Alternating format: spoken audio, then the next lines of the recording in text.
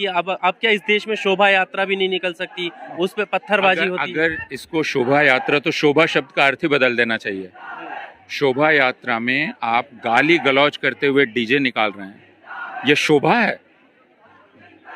फिर शोभा शब्द का अर्थ बदल दीजिए ना।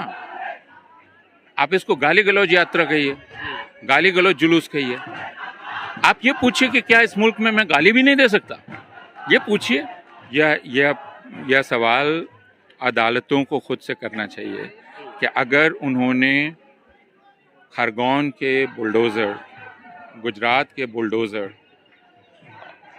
को कबूल कर लिया है, तो इसका मतलब अदालत को अब बंद कर देना चाहिए। तंत्र में बुलडोजर नीति जो एक तरीके से ये लागू हो रही है अलग अलग प्रदेशों में, भारत की जनता का अपमान है और भारत की अदालतों का अपमान है, और उनको सोचना पड़ेगा कि क्या वो इसको चलने देंगे, खामोशी से देखते रहेंगे। जंतर मंतर पर इस वक्त हम मौजूद हैं। मुस्लिमों के खिलाफ देश भर में जिस तरह की नफरत बढ़ रही है, उसके अगेंस्ट में यहाँ पर प्रोटेस्ट हो रहा है। हमारे साथ प्रोफेसर अपूर्वानंद जी हैं, इनसे हम बात करते हैं। सर, किस तरह से देखते हैं इस माहौल को देश में, जिस तरह से एक के बाद एक वीडियो मुस्लिमों के खिलाफ आ रही हैं? इस पर क्या कहें कि इसको कैसे देखा जा सकता है? इस पर शर्मिंदा हुआ जा सकता है, इस पर क्रोध हो सकता है, एक तरह की लाचारी महसूस होती है कि हम कुछ नहीं कर पा रहे हैं।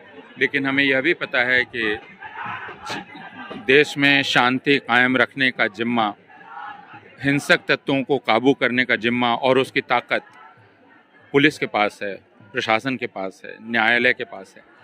अगर वे ऐसा करने से इनकार कर दें तो इसका मतलब यही होगा कि देश में अराजकता हो और लोग अब यह काम अपने हाथ में ले लें। अगर लोग अपने हाथ में यह काम ले लेंगे तो फिर देश में क्या बचेगा? यह सवाल अदालतों को खुद से करना चाहिए कि अगर उन्होंने खरगोन के बुलडोज़र, गुजरात के बुलडोज़र को कबूल कर लिया है, तो इसका मतलब अदालत को अब बंद कर देना चाहिए। क्योंकि क्या अपराध हुआ है इसकी जांच करना, आरोप तय करना पुलिस का काम है। वो अपराध कैसा है, उसके लिए सज़ा क्या होगी, यह तय करना अदालत का काम है। तो क्या अब अदालत ने तय कर लिया कि यह काम भी पुलिस करेगी, तो फिर अदालत को बंद कर दिया जाए नीचे से लेकर ऊपर तक। तो फिर लोग तय करेंगे कि वे इससे कैसे पेश आएं। फिर ये नाटक हम क्यों कर रहे हैं, जो नाटक है। पर मध्य प्रदेश के गृह मंत्री ये कहते हुए नजर आ रहे हैं कि हमने वीडियो के हिसाब से जो है चिन्हित किए हैं और फिर कार्रवाई की है। लेकिन यह कार्रवाई करने का आदेश किसने दिया उनको? यह आदेश तो अदालत देगी ना। दंड क्या होगा, दंड क्या होगा, यह आदेश। और आपने अभी पिछले महीनों में देखा कि सर्वोच्च न्यायालय ने, जो उत्तर प्रदेश सरकार ने लोगों से डैमेजेस लिए थे, उस पर कितनी फटकार लगाई थी।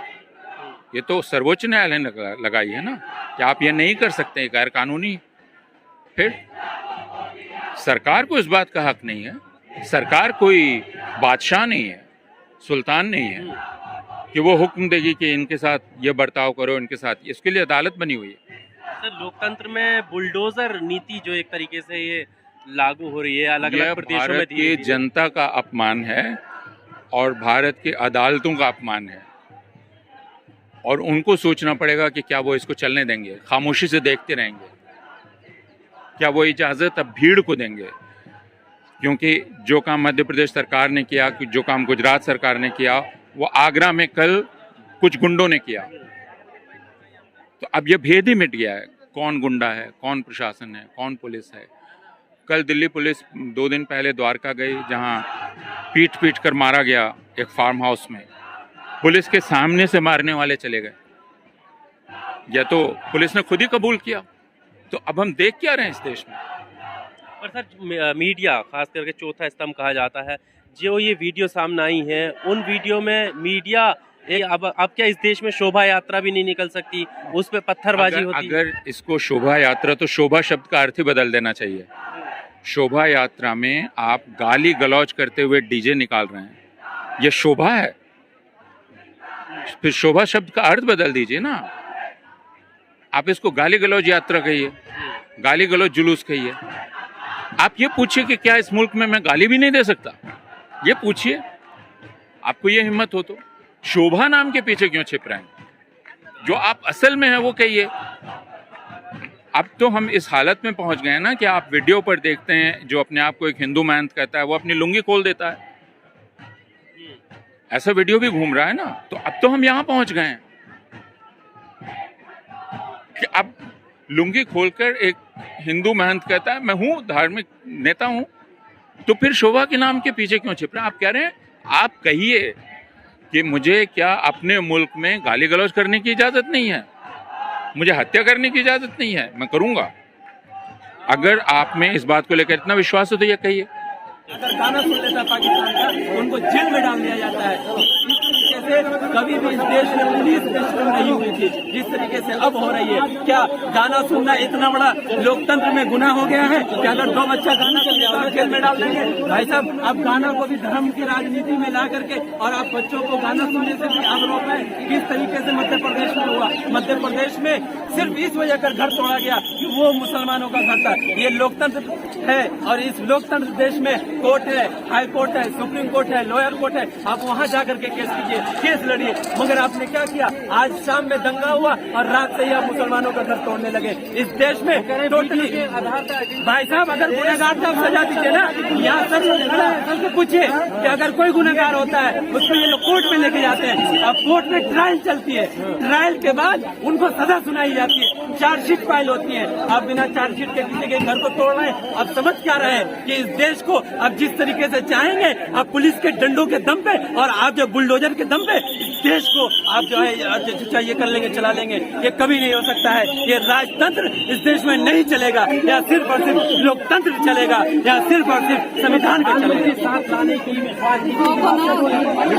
बात करने से नहीं ना होती है। बात तो 15 लाख की भी थी, बात तो 15 लाख की भी थी, बात तो रोजगार की भी थी। रोजगार आपको मिली है, आज तक 15 लाख मिला है। मुसलमानों के साथ में पूरे देश में बर्बरता, दलित के साथ में पूरे देश में बर्बरता हो रहा है, दलित के बच्चों के साथ में रेप हो रहा है। आज तक कुछ हुआ देश में?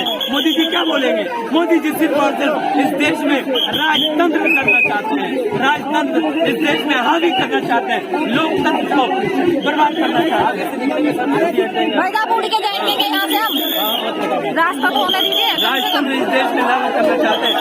हमारे कुछ साथियों को सिर्फ इस बिना से जेल में डाल दिया गया कि हमारे साथी रोड पे संघर्ष कर रहे थे, प्रोटेस्ट कर रहे थे। क्या ये कभी भी लोकतंत्र में ऐसा हुआ था? ये तो राजतंत्र में होता है कि अगर सरकार का कोई विरोध करे तो उसको आप जेल में डाल दीजिए। ये राजतंत्र था। हमने राजतंत्र का विरोध किया था, हमने अंग्रेजों का विरोध किया था। आज हमें आप ये फिर से राजतंत्र थोपने की कोशिश कर रहे हैं। ये देश इस तरीके से नहीं चलेगा। ये देश सिर्फ और सिर्फ संविधान से चलेगा। हम लोग संविधान को मानने वाले लोग हैं। अगर वहाँ पथराव हुआ, मुसलमान गुनहगार थे और ट्रायल करवाते, कोर्ट में घसीटते, कोर्ट में घसीटने के बाद उनको सजा देते। आपको किसने हक दे दिया कि आप मुसलमान बच्चों को और मुसलमान गरीब लोगों का घर तोड़ दीजिए? आप उन लोगों पे आपने FIR किया जो जेल में है। सोच सकते हैं 2 लोग ऐसे मध्य प्रदेश में उन लोगों पे हुआ केस जो लोग जेल में है, जेल में रहने वाला लोग आकर के किस तरीके से आप पथराव किया। आप पथराव के केस को आप पूरी तरीके से इस तरीके से समझ सकते हैं कि 2 बंदा जेल में है और आप उसको जेल में ही केस करते हैं और उनके घर पथराव करते हैं। ये लोकतंत्र के Subscribe now and press the bell icon. Never miss an update.